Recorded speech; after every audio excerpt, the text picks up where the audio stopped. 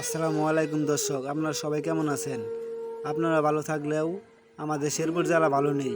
তো আমাদের শেরপুর জেলা নালতাবাড়ি থানা অর্থাৎ দিনৈগাতি প্রচুর বন্যা বইতেছে, যার কারণে আপনার বাড়িঘর সব ডুবে গেছে। আর ওই দিকে থেকে আমাদের যে এলাকায় আছে, এলাকায় দেখেন কীরকম পানি ঢুকছে। তো বিশাল গতিতে পানি ঢুকতেছে।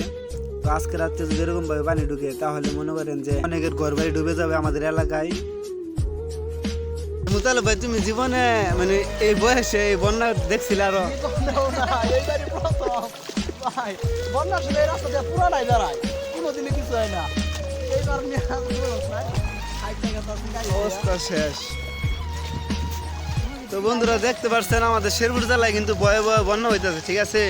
এর থেকেও বেশি কিন্তু নালতাবাড়ি থানা অর্থাৎ আর ঝিনইগাতি, এর থেকেও মানে কি বলবো আপনার যে বাড়িঘর সব মানে পানি উপরে দিয়া। তো আপনারা যদি পারেন ওইদিকে একটু যায়েন, আর এদিক দিয়ে কমে আছে, সমস্যা নেই, রাস্তার উপরে পানি।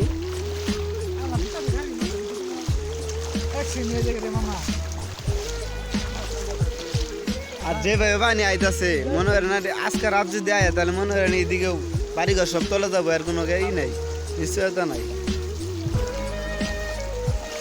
পানির দাঁড় দেওয়া গেলাতে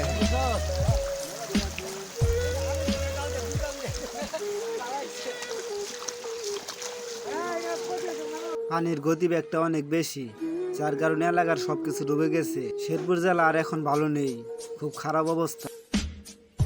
তো দেখেন যে জায়গায় কোনো সময় পানি উঠে নাই, এখন এই জায়গায় পানি হইতেছে।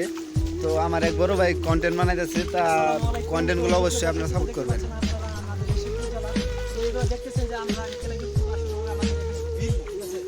এটা হচ্ছে আমাদের সকলগুলো আমাদের আবাদ জমি, তো পুরাটাই আমাদের আবাদ জমি পানি নিতে চলে গেছে। আমরা কিছুদিন আগে শুনেছিলাম যে ফেনী এবং খুলনায় অনেক পানি ভয়াবহ, কিন্তু আজ আমরা রাস্তাতে আমরা দাঁড়িয়ে আছি। আসলে আমাদের তো আপনারা যেতে পারেন, আমাদেরকে অসহায় হাত বাড়িয়ে সাহায্য হাত বাড়িয়ে দেন। তো আসলে আমাদের এই ভয়াবহ অবস্থায় যারা আমাদের এই পাশে থাকবেন কথা সবসময় মনে রাখবো। আর আমাদের এই শিল্পবাসীকে আপনারা সাহায্য করবেন,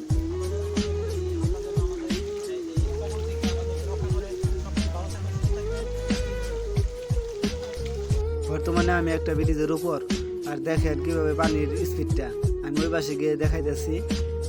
তো দেখেন অনেক গতিতে পানিটা ঢুকতেছে আমাদের এলাকায়। তো আমাদের এই শেরপুর জেলা খুব ভয়ঙ্কর রূপ নিয়েছে এই বন্যা।